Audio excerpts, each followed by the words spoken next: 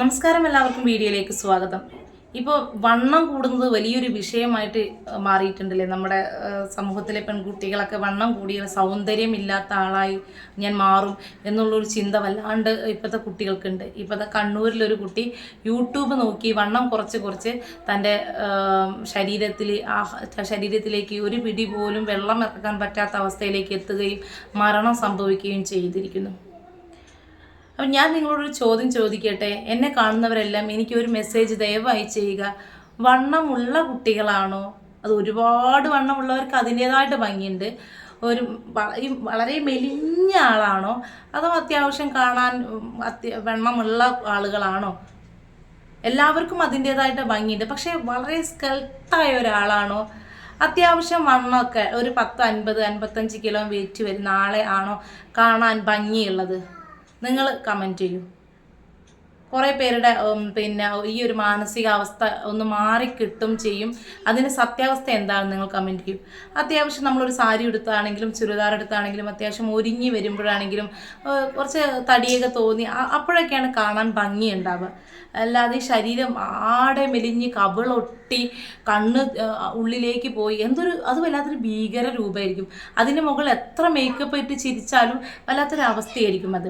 അപ്പോൾ കുട്ടികളെ, നിങ്ങളോടൊരു കാര്യം പറയാം. അതൊന്നും അത്രമാത്രം ശരീരം മെലിയിച്ച് കൊണ്ടുവന്നത് വലിയ ഭംഗിയൊന്നും അല്ല. അത്യാവശ്യം തടിയും ഉള്ളവരെ കാണാൻ തന്നെയാണ് ഭംഗിയുള്ളത്. എൻ്റെ ഒരു കാഴ്ചപ്പാടാണ് കേട്ടോ. നിങ്ങളുടെ കാഴ്ചപ്പാട് നിങ്ങളൊന്ന് കമൻറ്റ് ചെയ്യുക.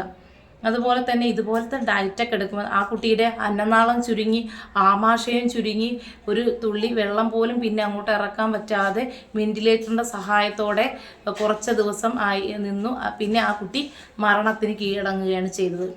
കണ്ണൂരിൽ പെൺകുട്ടി ശരീരം ശോഷിച്ച് മരിച്ചു. കൂത്തുപറമ്പ് മെരുവമ്പായി സ്വദേശിയായ 18-കാരി ശ്രീനന്ദയാണ് മരിച്ചത്. വണ്ണം കൂടാതിരിക്കാനായി യൂട്യൂബ് വീഡിയോകൾ കണ്ടാണ് ശ്രീനന്ദ ഡയറ്റ് എടുത്തിരുന്നത്.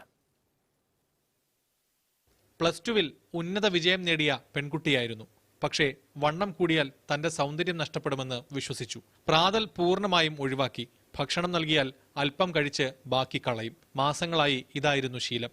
യൂട്യൂബ് വീഡിയോകൾ കണ്ടാണ് ഈ പതിവ് തുടങ്ങിയതെന്ന് ബന്ധുക്കൾ. ശ്രീനന്ദയുടെ അന്നനാളവും ആമാശയവും ചുരുങ്ങുകയും ശരീരം ശോഷിക്കുകയും ചെയ്തിരുന്നു.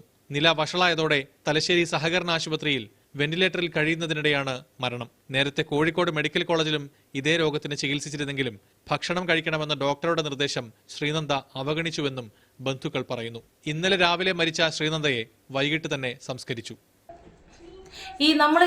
നമ്മൾ എന്തിനാണ് ഈ ഒരു പരിപാടികളൊക്കെ എടുക്കുന്നത്? ഡയറ്റൊക്കെ ചെയ്ത് ശരീരം ഇത് പെൻസിൽ പോലെയാക്കി എന്തിനാണ് അങ്ങനെയൊക്കെ ആക്കുന്നത്? ജീവിക്കാനാണല്ലേ. ഇങ്ങനെയൊക്കെ ആക്കിയിട്ട് ഒരു ദിവസം പോലും മുന്നോട്ട് ജീവിക്കാൻ പറ്റൂലെങ്കിൽ എന്തിനാണ് ഈ ഒരു പണിക്ക് നിൽക്കുന്നത്? നമ്മുടെ ശരീരത്തിന് അത്യാവശ്യം വെള്ളം വേണം, ആഹാരം വേണം, അതുപോലെ തന്നെ സൗന്ദര്യം നിലനിർത്തണമെങ്കിൽ അത്യാവശ്യം വണ്ണം വേണം, ഇതെല്ലാം വേണം. ആ ശരീരത്തിൽ നമുക്ക് എന്ത് പരീക്ഷണം നടത്താൻ പറ്റുള്ളൂ? അല്ലാണ്ട് ആ കുട്ടി ആവശ്യത്തിൽ കൂടുതൽ മെലിഞ്ഞു കഴിഞ്ഞിട്ടുണ്ട്. ആഹാരം കഴിക്കുന്നത് വളരെ കുറച്ച് മാത്രം കഴിക്കാറുള്ളൂ. വീട്ടുകാർ കുട്ടിയെ വളരെയധികം ചീത്ത പറയാറുണ്ട്. ആഹാരം കഴിക്കാത്തതിന് ചീത്ത പറയാറുണ്ട്. അതൊന്നും കുട്ടിക്ക് മനസ്സിലാവുന്നില്ല. ഇന്ന് കുട്ടിയുടെ ഉള്ളിൽ വല്ലാത്തൊരു മാനസിക പ്രയാസമായിട്ടുണ്ട്. തടിക്കുമോ എന്ന്. ആ ഒരു ചിന്ത കുട്ടിയെ എവിടെ എത്തിച്ചു? ഇന്ന് മരണത്തിലേക്ക് എത്തിച്ചു. ഈ തടി കുറച്ച് പെൻസിൽ പോലെയാക്കി ജീവിക്കാൻ കഴിയില്ല മക്കളെ. ശരീരം അല്ലാണ്ട് എല്ലാവരുടെയും അവസ്ഥ, പലരും പല രീതിയിലും ഡയറ്റ് എടുക്കുന്നുണ്ട്. പക്ഷേ ഇത്തരം അപകടകരമായ രീതിയിൽ ഡയറ്റ് എടുക്കാതിരിക്കുക. തീർച്ചയായിട്ടും അവസാനം ഇങ്ങനെ ഒരു എൻഡായിരിക്കും നമുക്ക് ഉണ്ടാവുക.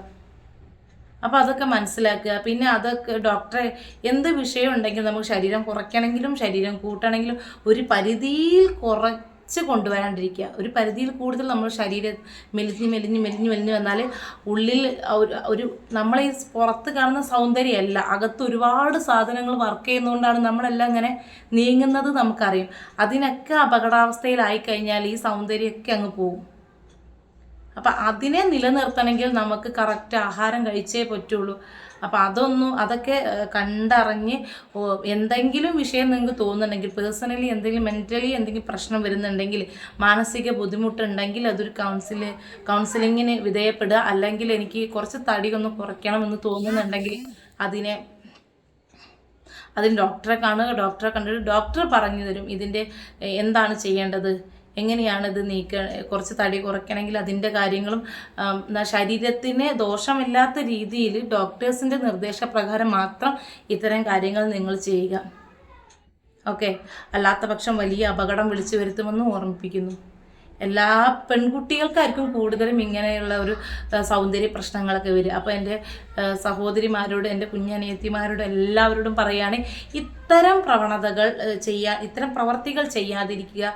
ഇത് നമ്മളെ മരണത്തിലേക്ക് കൊണ്ടെത്തിക്കും. വലിയൊരു ഉദാഹരണം നിങ്ങൾക്ക് ഇപ്പോൾ നിങ്ങളുടെ മുന്നിലുണ്ട്. അപ്പോൾ ഓക്കെ, ബൈ. ഇത്രയേ പറയാനുള്ളൂ.